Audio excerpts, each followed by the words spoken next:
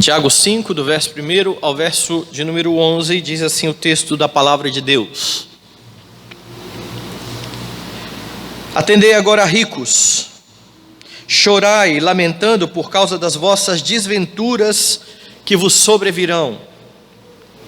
As vossas riquezas estão corruptas, e as vossas roupagens comidas de traça. O vosso ouro e a vossa prata foram gastos de ferrugens, e a sua ferrugem há de ser por testemunho contra vós mesmos, e há de se devorar como fogo as vossas carnes. Tesouros acumulastes nos últimos dias. Eis que o salário dos trabalhadores que ceifaram os vossos campos, e que por vós foi retido com fraude, está clamando, e os clamores dos ceifeiros penetram até os ouvidos do Senhor dos Exércitos. Tendes vivido regaladamente sobre a terra, tendes vivido nos prazeres, tendes engordado o vosso coração em dia de matança, tendes condenado e matado o justo, sem que ele vos faça resistência. Sede, pois, irmãos, pacientes, até a vinda do Senhor. Eis que o lavrador aguarda com paciência o precioso fruto da terra, até receber as primeiras e últimas chuvas. Sede vós também pacientes e fortalecei o vosso coração, pois a vinda do Senhor está próxima. Irmãos, não vos queixeis uns dos outros, para não serdes julgados. Eis que o juiz está às portas. Irmãos, tomai por modelo no sofrimento e na paciência os profetas, os quais falaram em nome do Senhor. Eis que temos por felizes os que perseveraram firmes. Tendes ouvido da paciência de Jó, e vistes que fim o Senhor lhe deu, porque o Senhor é cheio de terna misericórdia e compassivo. Vamos orar. Amado Senhor, Deus amado, bendito, exaltado seja o teu nome, Pai. Nós somos muito gratos, porque somos rebanho do seu pastoreio, somos o povo que se chama pelo teu nome, nação santa, um povo de propriedade exclusiva do Senhor, e estamos plenamente certos, ó Deus, que o Senhor está cuidando de nós. Estamos certos de que o Senhor tem se agradado em santificar as nossas vidas, e tem feito isso por meio da tua palavra. Que neste momento, ó Deus, em que ela foi lida e será pregada, que ela seja pregada com fidelidade, para a glória e louvor do teu santo nome, para a edificação da tua igreja. Que o Senhor nos fale ao coração, para a tua própria glória e louvor. Em nome e por amor de Jesus, nós oramos e agradecemos. Amém.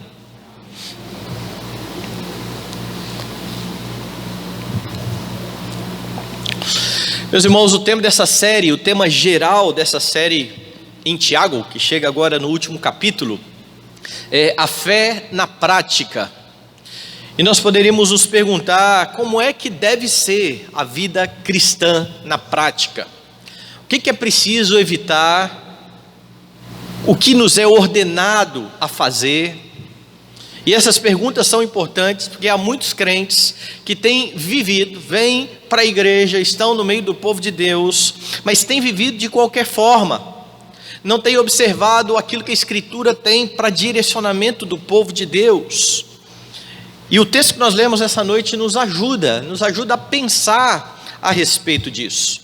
Do versículo 1 até o versículo de número 11, o tema central aqui de Tiago, o ponto central de Tiago é a vinda do Senhor Jesus Cristo. Veja que ele fala a respeito disso no verso 7, quando ele diz: sede, pois, irmãos, pacientes até a vinda do nosso Senhor. E no versículo 8 ele diz mais uma vez: sede vós também pacientes e fortalecei o vosso coração, pois a vinda do Senhor está próxima. Tiago, ele quer os crentes olhando firmemente, com esperança para esse dia, o dia do Senhor, o dia da vinda do Senhor. E ele faz isso de duas maneiras. Do versículo 1 ao versículo 6, ele exorta os ricos a respeito das suas más ações. E do versículo 7 ao versículo 11, ele vai então animar os crentes. E nós vamos ver isso em 2 sermões. Eu li do versículo 1 ao versículo 11, mas hoje nós vamos até o versículo 6 somente na primeira parte, onde Tiago trata dos ricos. Veja que no versículo 1, Tiago pede aos ricos, ordena aos ricos: atendei agora, ricos, chorai lamentando por causa das vossas desventuras que vos sobrevirão. E a palavra atender aqui, ela literalmente quer dizer: preste atenção. Ricos, prestem atenção. Note que não é uma exortação ao arrependimento, como é visto no capítulo 4. Se você olhar o capítulo 4, do versículo 7 ao versículo 10, você tem uma chamada ao arrependimento. Veja lá: sujeitai-vos, portanto, a Deus, mas resisti ao diabo e ele fugirá de vós. Chegai-vos a Deus e ele se chegará a vós outros. Purificai as mãos, pecadores, e vós que sois de ânimo dobre, limpai o coração. Afligi-vos, lamentai, chorai. Converta-se o vosso riso em pranto, a vossa alegria em tristeza. Humilhai-vos na presença do Senhor e Ele vos exaltará. Aqui Tiago está se dirigindo aos crentes, e ele convida os crentes ao arrependimento. Mas no primeiro versículo do capítulo de número 5, não há promessa de perdão. O que Tiago faz aqui, na verdade, é um anúncio da condenação, é um anúncio do juízo que aguarda estes ricos, que nós já vimos não eram crentes, mas eram aqueles que muitas vezes oprimiam os cristãos pobres, que trabalhavam para eles. Então, não é uma exortação ao arrependimento, mas um aviso de juízo. É por isso então que você tem a expressão chorai lamentando, e a ideia aqui de fato é de gemer. Chorai gemendo por causa das desventuras ou das misérias que vos sobrevirão. Tiago está sendo bastante categórico aqui com estes ricos.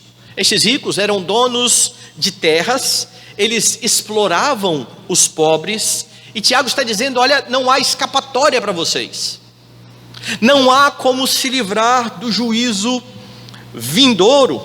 Em breve, a vida então de luxo, a vida toda regalada, se transformaria em miséria. Aqueles que estavam vivendo em grande luxo, agora enfrentariam miséria. Se você olhar Lucas, nós lemos Lucas aqui durante a liturgia, você vai ter uma ideia do que Tiago está falando aqui. Lá em Lucas, no capítulo de número 6, você tem assim, verso de número 24: ai de vós os ricos, porque tendes consolação. E aqui em Lucas você tem um contraste entre as bem-aventuranças e os ais proferidos por Jesus.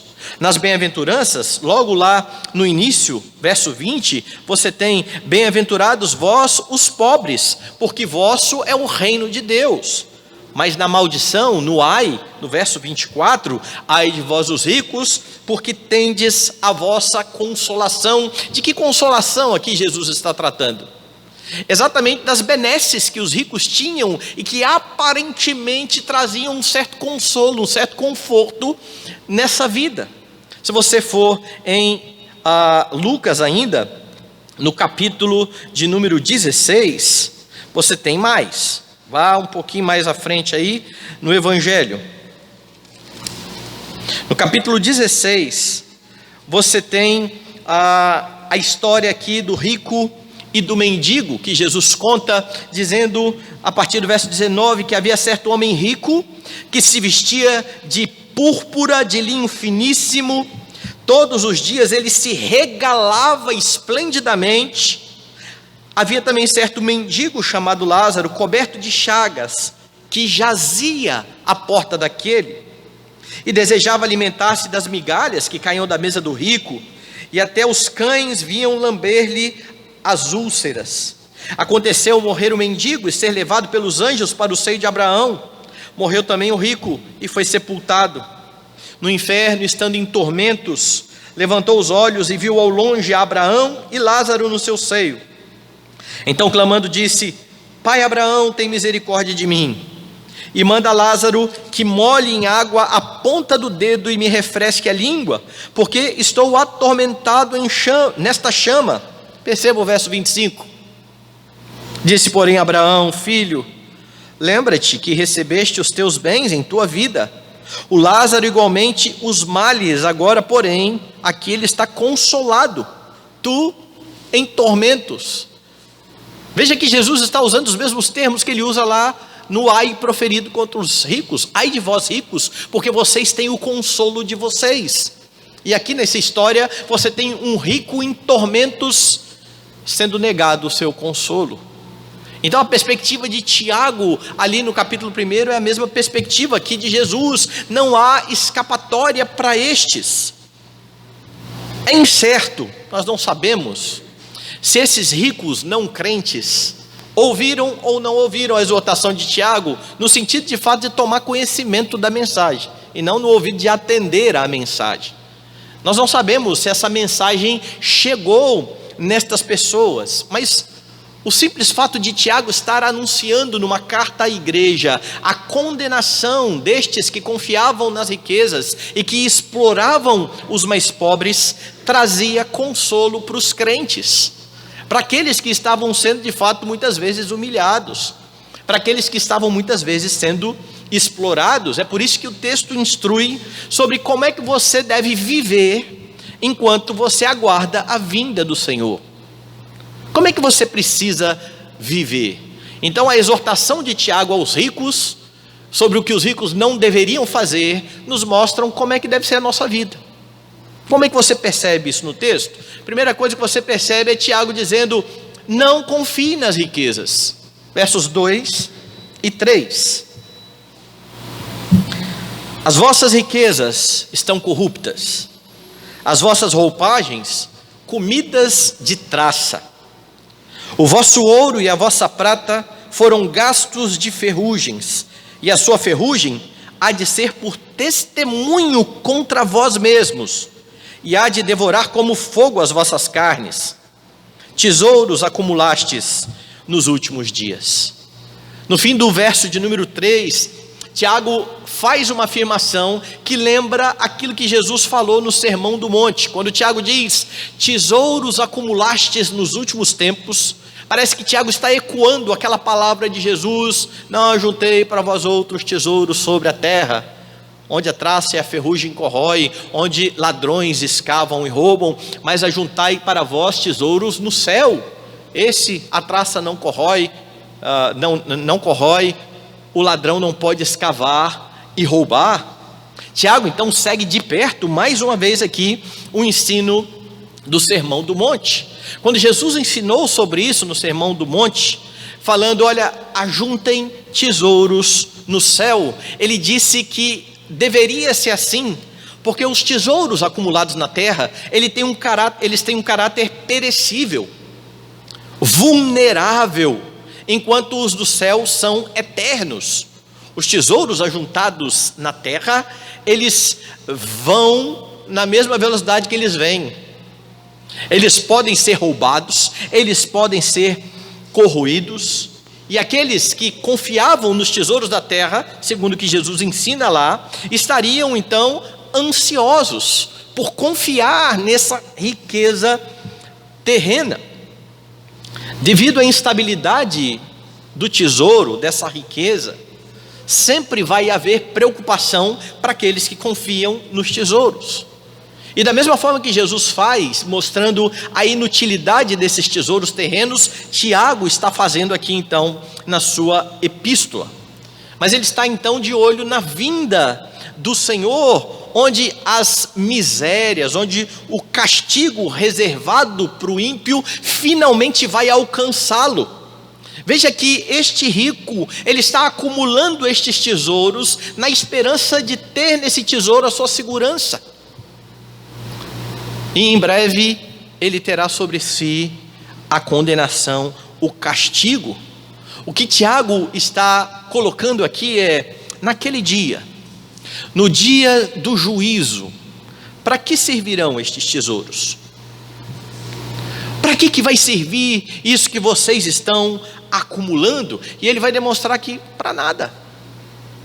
Os tesouros ajuntados na terra no dia do juízo não servirão para nada. Por quê? Primeiro, porque as riquezas, diz ele aqui, estão corrompidas.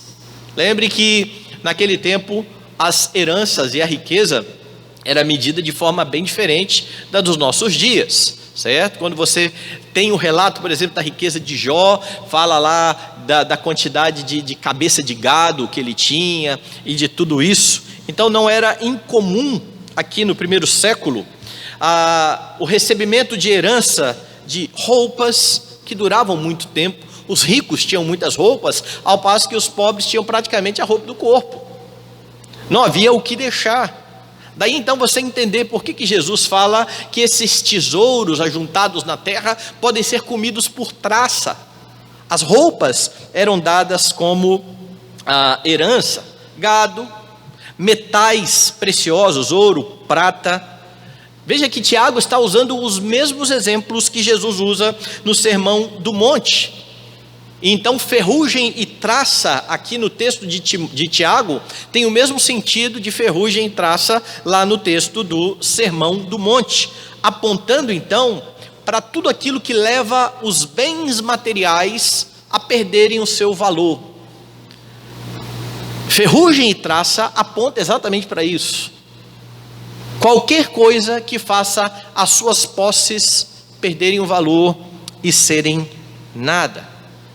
E aí então Tiago diz: olha, a ferrugem do seu tesouro vai dar testemunho contra vocês. E a ideia então é que no dia do juízo, toda essa confiança na riqueza se findará. Na verdade, Tiago está dizendo que a própria riqueza será testemunha contra aqueles que confiaram nela e demonstrarão que elas não servem para nada no momento da morte. Lembra de Jesus dizendo: de que adianta o homem ganhar o mundo inteiro e vir a perder-se ou a causar dano a si mesmo? O ensino de Tiago, ele é bastante próximo disso. Como o rico lá da parábola de Jesus, quem confia nas riquezas vai perecer. E meus irmãos, há muitos crentes, há muitos dentro das nossas igrejas cometendo o mesmo equívoco dos ricos opressores apontados por Tiago, o que é algo pior, porque Tiago está escrevendo para ímpios. Tiago está exortando a ímpios. O ímpio, quando ele rejeita Deus, ele vai tentar de fato se agarrar em algum outro Deus. Se ele não tem segurança em Jesus Cristo, ele vai procurar segurança em outro lugar. Se ele não tem alegria em Jesus Cristo, ele vai procurar uma outra fonte de alegria. Se ele não tem consolo no Senhor, ele vai procurar uma outra fonte de consolo.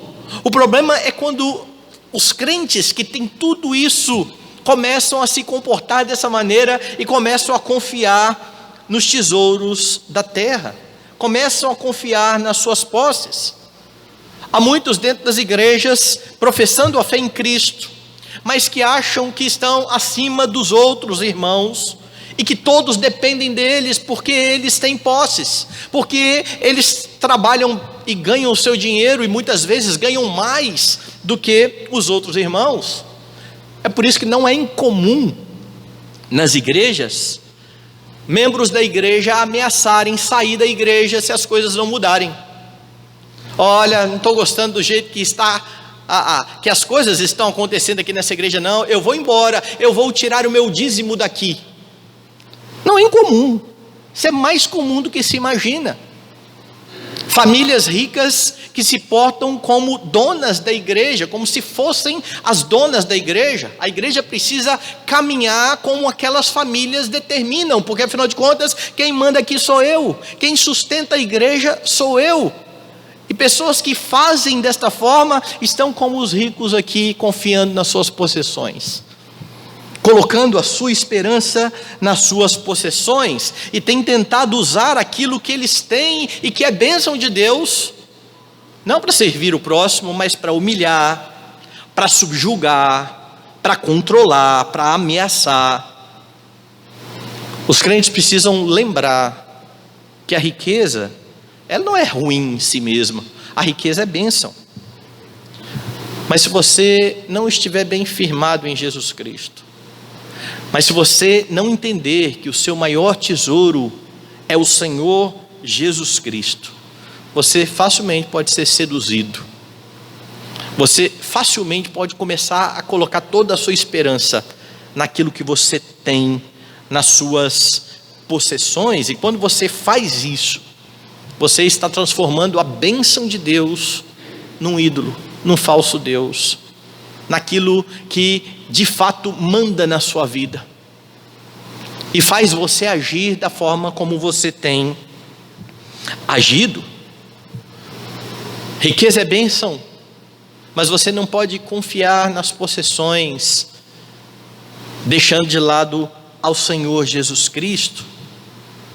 Todas as vezes que você fizer isso, você estará ansioso, você estará preocupado, você estará irritado, porque como Jesus e Tiago estão apontando aqui, as possessões, elas vêm e vão, elas têm um caráter perecível, e o tempo todo você precisa se preocupar: até quando eu vou ter isso? Até quando eu vou ter a minha riqueza, as minhas posses? Até quando eu estarei nessa posição? Quem confia nas bênçãos de Deus, em vez de confiar em Deus, não encontra descanso, não encontra consolo. Diferente daquele que está firmado em Cristo. O que está firmado em Cristo, ele pode estar humilhado ou exaltado. Ele pode passar fome ou ter em abundância. Como disse Paulo, ele tudo pode naquele que o fortalece. Cristãos precisam entender que as posses materiais são bênção de Deus para o serviço do próximo e para a glória de Deus. Então use aquilo que Deus tem dado para você para abençoar outros. Cuidado com a cobiça que pode surgir no coração. Agradeça ao Senhor pelo que Ele tem concedido a você. Agradeça ao Senhor por conta de tudo aquilo que você tem, porque se você tem, é porque Ele deu. A fonte de todo bem, de todas as benesses, é o próprio Deus. Mas deixe o seu coração bem firmado no Senhor Jesus Cristo. É nele que precisa estar a sua esperança, porque diante do tribunal de Cristo ficará clara a completa inutilidade dos ídolos. Você quer um exemplo de como isso funciona? Vá lá na profecia de Jeremias. Jeremias, no capítulo de número 11.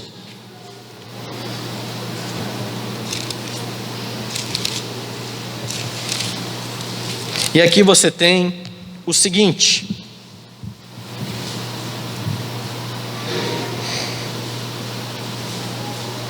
veja o que Deus está dizendo ao povo que confiava em ídolos, ao seu próprio povo que estava confiando em ídolos.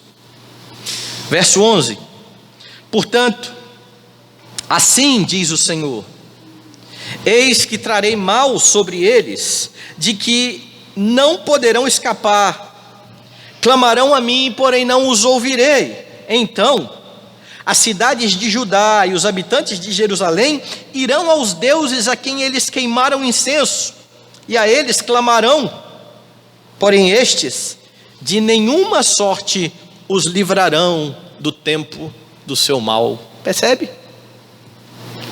Vocês estão confiando em ídolos, eu mando a maldição sobre vocês, vocês vão clamar aos ídolos, sabe o que vai acontecer? Eles não podem escutar vocês. Eles não podem livrar a vocês. Volte aí algumas páginas, vá no capítulo 2, ainda de Jeremias.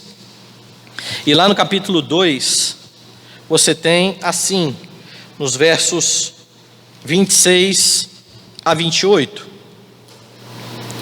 Como se envergonha o ladrão quando o apanham, assim se envergonham os da casa de Israel. Eles, os seus reis, os seus príncipes, os seus sacerdotes e os seus profetas, que dizem a um pedaço de madeira: tu és o meu pai, e a pedra, tu me geraste. Pois me viraram as costas e não o rosto, mas em vindo a angústia dizem: levanta-te e livra-nos. Onde, pois, estão os teus deuses, que para ti mesmo fizeste? Estes que se levantem, se te podem livrar no tempo da tua angústia, porque os teus deuses, ó Judá, são tantos como as tuas cidades. E de novo, Deus está dizendo: confiou na riqueza, confiou nos ídolos, veja aí se os seus ídolos vão te livrar. Note que Deus está falando aqui de um juízo temporal. Israel está indo para o cativeiro por causa da idolatria do coração, e Deus está dizendo: no dia do juízo não há falso Deus em que vocês estejam confiando que possa livrar a vocês, pois a mensagem de Tiago é ainda mais grave, pois ele está anunciando a estes ricos que confiam nas suas riquezas, que no juízo final estará bem claro: não serve para nada, não garantiu salvação. A advertência de Tiago é séria, por isso você precisa sondar o seu coração, a fim de verificar onde é que está a sua confiança. No que você confia?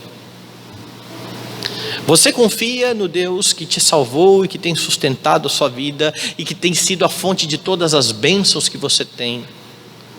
Ou você tem se perdido e tem colocado toda a alegria do seu coração nas próprias bênçãos do Senhor? Por que você precisa fazer isso, sondar o seu coração? Porque no juízo importa que você tenha um bom advogado, e o único e verdadeiro advogado é o Senhor Jesus Cristo, que a Bíblia diz que é o justo. Os ídolos, os falsos deuses, eles até fingem ser, eles fingem que defendem, que consolam, que trazem amparo, mas no final eles se levantam como testemunhas de acusação, mostrando que é nula a confiança neles. Como é que você precisa viver aguardando a vinda do Senhor? Não confie nas riquezas. E é claro, isso se estende a todas as demais bênçãos que o Senhor Deus te dá: capacidade intelectual, posição social, qualquer coisa que você tenha. Não confie nestas coisas, confie no Senhor. Tiago continua no verso 4 e no verso 6, e agora ele exorta dizendo: não explore o seu próximo. Veja os versos 4 e 6. Eis que o salário dos trabalhadores que ceifaram os vossos campos e que por vós foi retido com fraude, está clamando, e os clamores dos ceifeiros penetraram até os ouvidos do Senhor dos Exércitos. Verso 6. Tendes condenado e matado o justo, sem que ele vos faça resistência. Tiago acusou os ricos de confiarem nas suas riquezas, e a segunda acusação é pela forma que eles conseguiram essas riquezas, estes tesouros terrenos. A cobiça destes homens era tanta que os fez roubar. O versículo 4 traz uma acusação que tem por fundamento a lei do Senhor. Veja lá o livro de Deuteronômio, abra comigo, Deuteronômio capítulo de número 24. Só para que você entenda onde está firmado o ensino de Tiago. Deuteronômio capítulo 24, versos 14 e 15.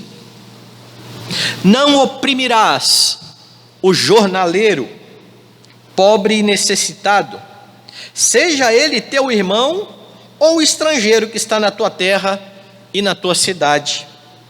No seu dia lhe darás o seu salário, antes do pôr do sol, porquanto é pobre, e disso depende a sua vida, para que não clame contra ti ao Senhor, e haja em ti pecado.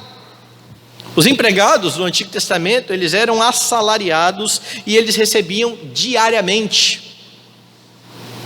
Terminava o dia, está aqui o seu salário. Lembra da parábola de Jesus, quando ele fala do homem que contratou trabalhadores para sua vinha? Olha, vai trabalhar na minha vinha, ao fim do dia eu te darei 1 denário, o dia de um serviço de trabalho. Então isso era bastante comum. Então na lei Deus está precavendo estes homens que assalariavam outros, dizendo: cuidado com a ganância, não retenha o salário do seu diarista, que aqui na nossa Bíblia está traduzido como jornaleiro. Alguns falam assim, mas tinha jornal já naquele tempo. A ideia de fato de alguém que ganhava, não era muito, era pouco, mas era daquele pouco que ele dependia para a sua subsistência. Ele está dizendo: não retenha esse dinheiro, ele depende deste dinheiro. Mas aqui Tiago está dizendo que os ricos estavam retendo o salário dos que estavam trabalhando nos seus campos com fraude, contrariando Levítico 19:13.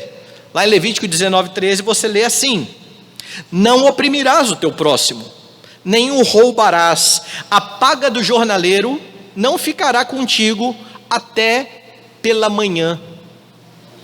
Então perceba, a ganância era tamanha que eles não se importavam com a exploração do próximo, eles não se importavam com a injustiça que eles estavam cometendo.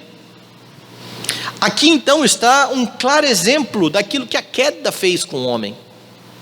Deus criou o homem para que o homem ame a Deus e sirva o próximo. Por causa da queda, o homem volta-se a si mesmo. Ele não quer mais saber de Deus e ele estabelece um substituto para Deus, no caso aqui o dinheiro. E em nome deste falso Deus, ele explora o próximo, ao invés de cuidar e ao invés de servir ao próximo. A queda inverte todas as coisas. O homem passa a pensar somente em ti mesmo. Ele parou de amar a Deus e ao próximo, e porque ele ama a si mesmo, ele acaba extrapolando o uso das bênçãos de Deus e usando as pessoas, aqueles que estão à sua volta, para isso, para adquirirem aquilo que eles acham que eles precisam. Tiago fala mais aqui. Tiago está dizendo que estes trabalhadores, eles estavam clamando aos seus patrões. Volte lá no texto, perceba isso. Primeiro ele diz: o salário dos trabalhadores que ceifaram os vossos campos e que por vós foi retido com fraude, está clamando. Então o salário deles, a atitude que vocês estão tendo, está clamando contra vocês. Mas mais do que isso, os clamores dos ceifeiros penetraram até os ouvidos do Senhor dos Exércitos. Tiago está dizendo: olha, os patrões não estão escutando não, mas há alguém que escuta. Aqueles que estão roubando de vocês não estão dando ouvidos para vocês, mas há alguém mais poderoso, o Senhor dos Exércitos. Ele está escutando a vocês, e ele é que traria então vingança. Tiago então está dando aqui uma notícia de esperança àqueles que estavam sendo oprimidos, porque os opressores se veriam com o Todo-Poderoso, com o Senhor dos Exércitos. No verso 6 você tem mais uma acusação que demonstra que eles não só exploravam o próximo, mas eles também matavam o próximo. Volte um pouco aí na epístola de Tiago, lá no capítulo 2, e você vai perceber algo. Lembra que lá no capítulo 2, Tiago está tratando do problema da acepção de pessoas, que chegava um rico na sinagoga, na reunião, e era tratado com deferência, ao passo que um pobre era colocado de escanteio. E Tiago está dizendo: olha, a fé em Jesus Cristo não é assim. Não tenham fé em Jesus Cristo em acepção de pessoas. Ele dá então o exemplo do rico e do pobre. Lá no verso 6, ele diz assim: entretanto, vós outros menosprezastes o pobre. Não são os ricos que vos oprimem? E não são eles que vos arrastam aos tribunais? Tiago já havia dito ou falado dos ricos, e agora então no verso de número 6, ele tem dito que os ricos têm condenado e matado o justo, sem que ele vos faça resistência. A acusação pode ser aqui de duas maneiras: ou de um homicídio direto, no caso de ricos que levavam pobres às barras do tribunal a despeito da inocência do pobre, e a inocência aqui na demanda, e acabavam muitas vezes por causa do seu dinheiro influenciando e condenando aqueles que estavam ali. Ou Tiago pode estar falando também de um homicídio indireto, que era feito quando eles retinham o dinheiro do pobre, e assim o pobre não tinha dinheiro para a sua própria subsistência. Uma ou outra, ou ambas estão aqui na mente de Tiago, mas a acusação é grave. Vocês exploram e vocês matam os mais pobres, e vocês estão fazendo isso com pessoas que não estão se opondo a vocês, pessoas que não têm a culpa que vocês estão imputando a elas. A exortação de Tiago então é: não explore o seu próximo. Mas por que estes homens faziam isso? Porque eles cobiçavam riquezas, porque eles confiavam nos tesouros da terra. Sempre que você abrigar a cobiça no seu coração, a cobiça vai levar você a cometer outros pecados. Tiago mesmo já explicou aqui que por trás dos pecados está de fato a cobiça. Cada um é tentado pela sua própria cobiça.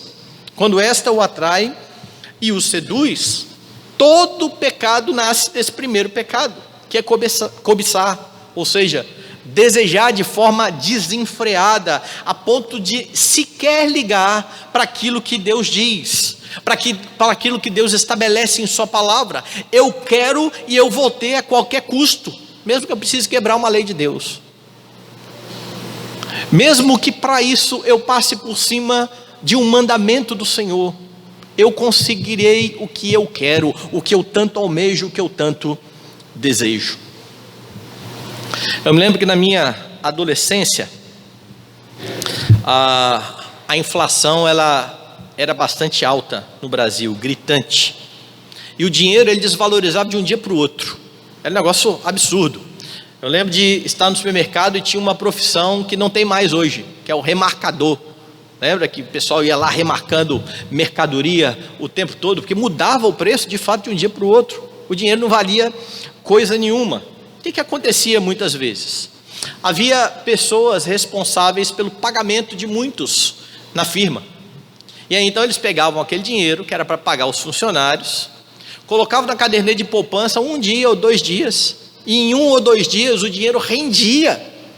Eles pegavam esse dinheiro de lucro, pegavam o dinheiro desvalorizado e pagavam aos funcionários, já com 2 dias de atraso. Então o camarada que precisava receber no dia 5, ia lá receber no dia 7, um salário que já estava desvalorizado, e aquele que era o responsável pelo pagamento, tinha se aproveitado disso.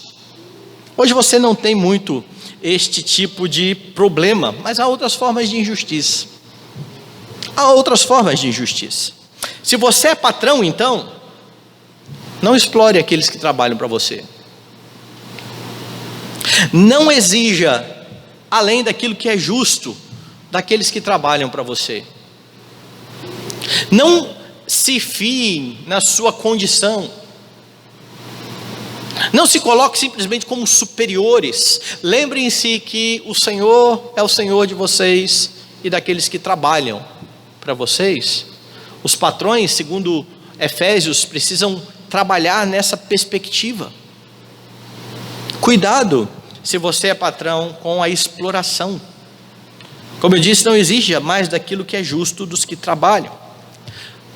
Mas se você é empregado e se vê injustiçado, tem esperança. Você pode falar, clamar e não ter quem escute a você. Tiago está dizendo: o Senhor dos exércitos está com os ouvidos abertos. O Senhor dos exércitos está atento. Ele vai amparar você em meio a essa provação, e Ele vai formar em você o caráter de Cristo. E aqui há muito mais do que simplesmente uma questão de justiça social. Porque aqueles que muitas vezes lutam pela justiça social querem a distribuição dos bens, mas isso não vai adiantar de nada. Se toda a sociedade tivesse a mesma quantidade de bens, tivesse o mesmo tipo de salário, tivesse que gastar a mesma quantidade de dinheiro e não cresce em Cristo, iriam todos para o inferno, igualzinho. É por isso que a redenção não está na distribuição de renda, nem na justiça social, mas no Senhor em quem nós esperamos. Naquilo que nós podemos, nós lutamos contra as desigualdades, é lógico, mas a confiança não pode estar nisso. Nem a confiança dos que estão sendo oprimidos, e nem a confiança daqueles que estão lutando em prol dos oprimidos. O Senhor está bem atento a tudo isso, e você então, como crente, pode ter plena confiança, porque Jesus Cristo foi levado também para um tribunal injusto. Estes homens aqui, estes pobres que Tiago cita, eles eram inocentes no sentido de que eles não tinham cometido delito algum para serem levados no tribunal. Jesus Cristo não cometeu pecado algum, delito algum, foi levado ao tribunal, foi condenado de forma injusta, para que agora você, que foi justificado mediante a fé, por causa da justiça de Cristo que foi imputada a você, tenha plena confiança diante do tribunal de Deus, diferente destes que estão confiando nas riquezas e explorando o próximo, que estarão perdidos. Confie no seu Redentor, confie no seu Senhor. Confie naquele que esteve diante de um tribunal que foi torcido para que ele pudesse ser morto, assassinado, pagando o seu pecado, a sua falta, tirando a sua culpa, dando a você gratuitamente justificação, redenção. Portanto, não explore o próximo. E se você é explorado, confie no reto e no justo juiz. Confie. Se você puder fazer alguma coisa por isso, faça. Tiago não está falando que você precisa ser passivo. Paulo fala isso também, certo? Você é escravo, você tem como ser livre? Fique livre. Mas não faça disso simplesmente a luta do seu coração. A luta do coração precisa ser para estar amparado no Senhor e confiado no Senhor e andando dia a dia na presença do Senhor. Por último, Tiago vai dizer como é que você vive neste mundo, na expectativa do juízo do Senhor. Não se iluda com os prazeres desse mundo. Veja o verso 5. Tendes vivido regaladamente sobre a terra, tendes vivido nos prazeres, tendes engordado o vosso coração em dia de matança. Perceba agora que nesta acusação de Tiago está a busca pela satisfação nas coisas desse mundo. A cobiça pelas posses, a cobiça pelas riquezas, por tesouros na terra, tinha por finalidade a tentativa de garantir uma vida de satisfação à parte de Deus, longe do Senhor. Agora repare aqui o contraste estabelecido por Tiago. Ao mesmo tempo que estes homens injustos retinham o salário que era devido aos cefeiros, eles esbanjavam esse dinheiro roubado nos seus próprios prazeres, vivendo em luxúria. É disso que Tiago então está acusando a cada um deles. Vocês estão vivendo em luxúria, ou seja, vocês estão vivendo de forma desregrada. Vocês estão procurando alegria e satisfação aqui. João vai dizer isso, né? Na cobiça dos olhos, na concupiscência dos olhos, na concupiscência da carne. Vocês estão vivendo dissolutamente, vocês estão vivendo de forma apaixonada. Esta busca por satisfação nas coisas desse mundo é o que Tiago está chamando aqui então de viver nos prazeres. A ideia é de alguém que se entrega ao prazer e faz tudo aquilo que o seu coração deseja, almeja. E mais uma vez a descrição de Tiago parece lembrar aquela história lá do rico insensato, que planejou os seus ganhos, e que depois que ele planejou todos os seus ganhos, ele disse à sua alma: agora descansa, come, bebe e regala-te, porque você tem em depósito muitos bens para muitos anos. Ou seja, eu fiz tudo para que eu tivesse riqueza, e agora que eu tenho riqueza, o meu coração está satisfeito, tem onde se alegrar, o meu coração tem onde buscar toda satisfação, sem perceber que a morte o encontraria naquele dia. Louco, esta noite te pedirão a tua alma. O que tens ajuntado, para quem será? Você tem isso também na história do filho pródigo. Vai lá em Lucas capítulo 15.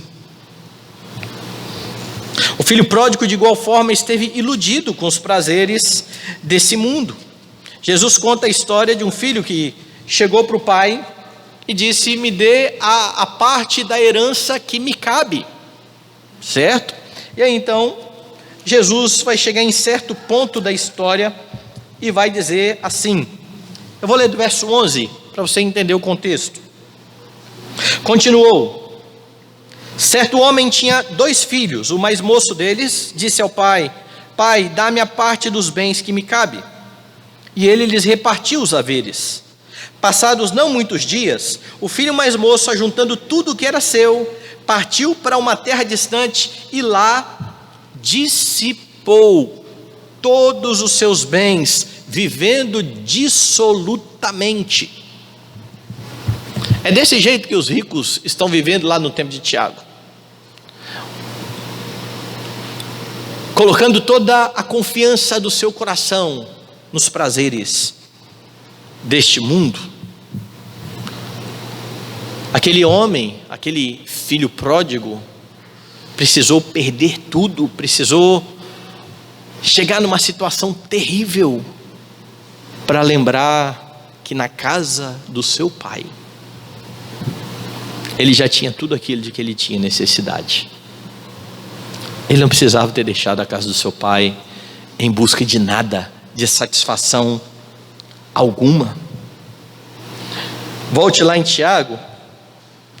A acusação de Tiago: tendes vivido regaladamente sobre a terra, tendes vivido nos prazeres, vocês estão se entregando aos prazeres. Lembra que Tiago já falou sobre isso aos crentes, certo? Pedis e não recebeis porque pedis mal, para esbanjardes nos próprios prazeres. Estes ricos estão vivendo assim, nos próprios prazeres. E ele diz: tendes engordado o vosso coração em dia de matança. Esses aqui que vivem se regalando em seus prazeres, esses que pecam para conseguir o que eles querem, ignorando o dia do Senhor. Veja a comparação de Tiago: são como animais que estão sendo engordados para o dia do abate. Essa é a comparação. Você começa a alimentar o animal, e se ele pudesse pensar, ele diria: que vida boa, eu estou tranquilo, olha, eu estou num proveito, eu tenho alguém que está o tempo todo me dando aquilo que eu gosto, que eu me satisfaço, eu estou até meio gordinho. Mas tudo aquilo é para o dia da matança. A comparação de Tiago é: vocês têm enchido o seu coração de prazeres, vocês têm vivido nesses prazeres, vocês estão sendo engordados para o dia do abate. Volta lá em Jeremias. Jeremias, no capítulo de número 12.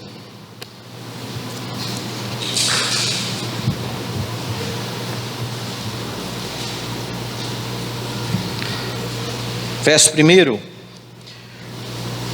justo és, ó Senhor, quando entro contigo num pleito, contudo falarei contigo dos teus juízos. Por que prospera o caminho dos perversos?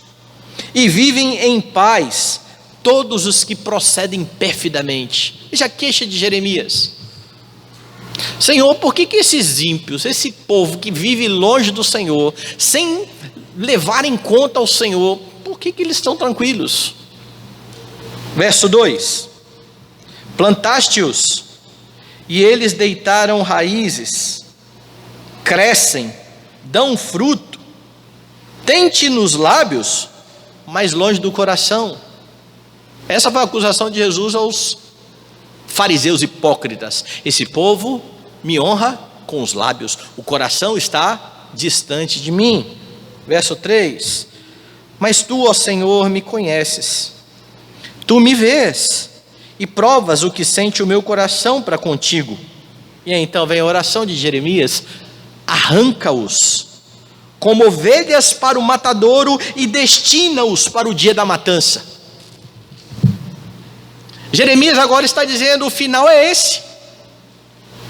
E esse final precisa estar sempre na mente de Jeremias e de todos nós e dos pobres aqui, porque senão a gente endoida. Lembra de Asaf? Senhor, por que os ricos aí estão prosperando e eu, que sou crente? Quando é que a visão de Asaf mudou? Quando ele entrou na casa do Senhor e atentou com o fim deles.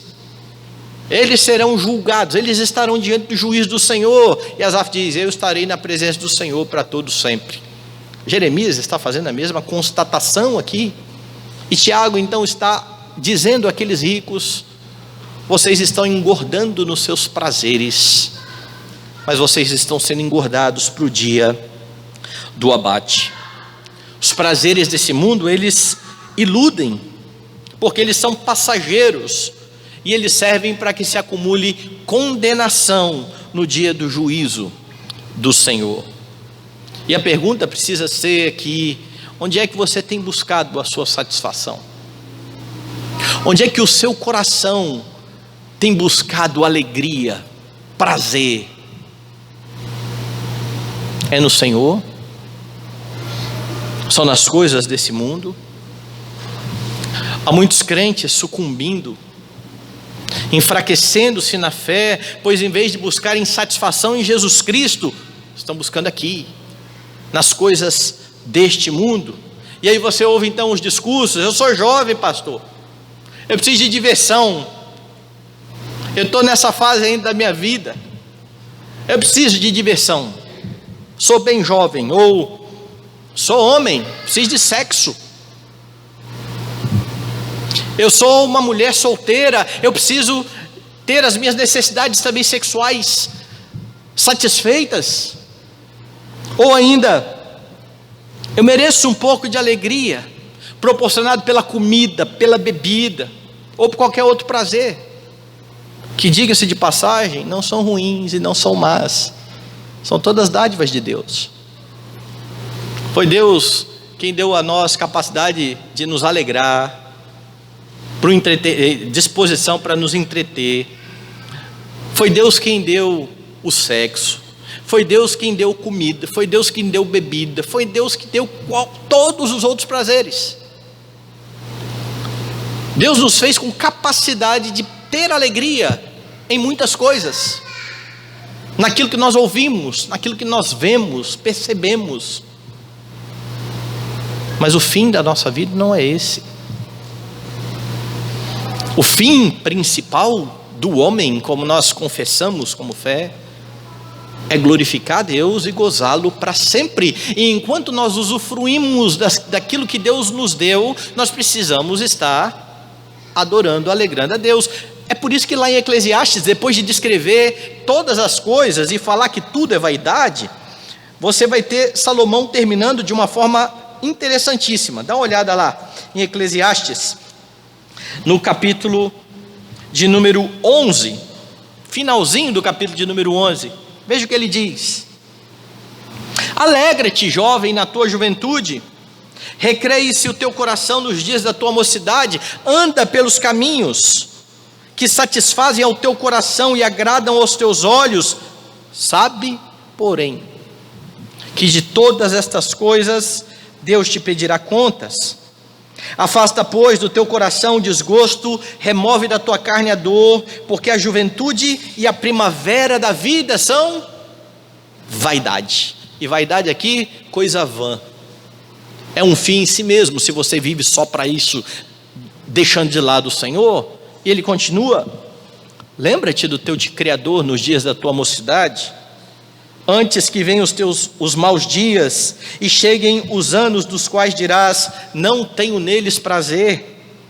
Antes que se escureça o sol, a lua, as estrelas do esplendor da tua vida, e tornem a vir as nuvens depois do aguaceiro, no dia em que tremerem os guardas da casa, os teus braços, e se curvarem os homens outrora fortes, as tuas pernas, e cessarem os teus moedores da boca, por já serem poucos, e se escurecerem os teus olhos nas janelas, e os teus lábios, quais portas da rua, se fecharem, no dia em que não puderes falar em alta voz, te levantares a voz das aves, e todas as harmonias, filhas da música, te diminuírem, como também quando temeres o que é alto, e te espantares no caminho, e te embranqueceres como floresce a amendoeira, e o gafanhoto te for um peso, e te perecer o apetite, porque vais à casa eterna, e os pranteadores andem rodeando pela praça, antes que se rompa o fio de prata, se despedace o copo de ouro,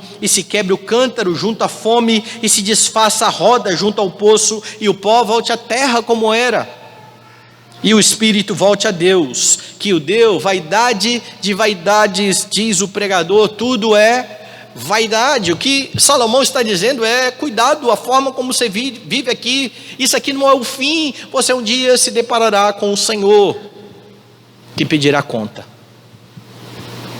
A acusação lá para os ricos é essa: vocês estão vivendo regaladamente.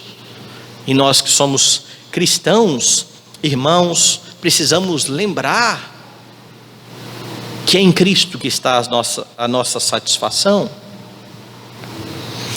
Há quem planeje: sou jovem, eu vou aproveitar a vida, quando eu for mais velho, aí eu vou para a igreja, né? Negócio de igreja é coisa de gente mais velha, gente que já está mais descansada. Eu estou na flor da idade, eu vou aproveitar. Vale a lembrança de Tiago: vós não sabeis o que sucederá amanhã, sois como neblina, que aparece, logo se dissipa. Com o que você tem buscado encher o seu coração? Você busca aquilo que edifica a sua vida, ou somente está comprometido com aquilo que traz prazer e lazer, pelo simples fato de ter prazer e lazer? O que tem trazido gozo à sua alma? Como crente, você está livre para usufruir de tudo aquilo que Deus deu, mas usando da forma como Deus ordenou. O sexo é para o casamento, a comida é sem glutonaria, a bebida é sem embriaguez. É por isso que o fruto do Espírito é domínio próprio. E mesmo com domínio próprio, se você usufruir de todas essas coisas, se esquecendo que você faz isso para que Deus seja honrado e glorificado, você também já se perdeu. Lembre-se de que você pode gozar da criação de Deus, honrando a Deus. Lembrando daquilo que João ordena: não ame o mundo, nem as coisas que há no mundo, porque o mundo passa. Aquele que faz a vontade de Deus permanece para sempre, e aqueles que conseguirem no poder do Espírito Santo viver dessa forma, viverão. Mas se você tem simplesmente satisfeito o seu coração com as coisas desse mundo e engordado, aguarde o dia do abate. Aguarde o dia do abate. Como é que você tem vivido a sua vida? Você tem levado em conta o Senhor e o dia do Senhor, ou você tem vivido para você mesmo? Ou a sua vida é simplesmente a busca de satisfação para você mesmo? Tiago pronuncia aqui algumas sentenças contra os ricos que exploravam os pobres, e nós aprendemos como viver enquanto se aguarda a vinda do Senhor. Tiago diz: não confie nas riquezas, nem em nenhuma outra bênção concedida pelo Senhor. fixe o seu coração e firme o seu coração somente em Jesus Cristo. E se você estiver assim, você não estará ansioso, você não estará desesperado nem amargurado. Não explore o seu próximo, nem financeiramente, nem emocionalmente, nem de forma alguma. Sirva o seu próximo.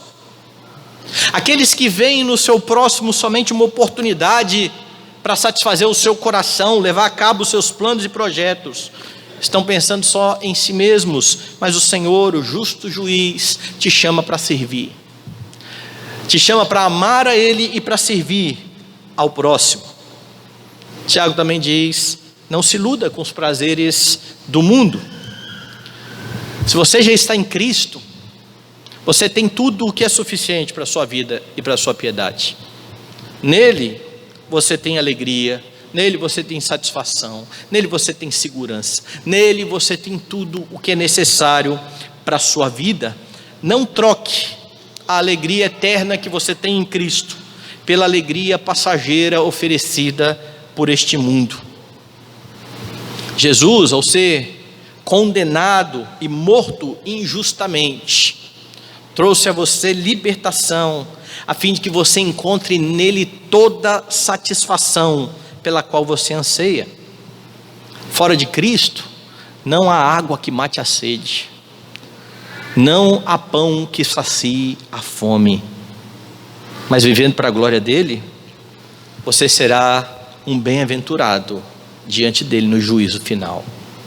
Que ele te ajude a caminhar em santidade, vivendo para a sua glória cada um dos dias da sua vida, lembrando da preciosidade que você tem em Cristo e do grande tesouro que é o Senhor Jesus Cristo, aquele que você já tem, aquele que é o seu pastor, aquele que caminha com você, aquele que é o seu amparo, o seu escudo, aquele que é toda alegria para a sua alma.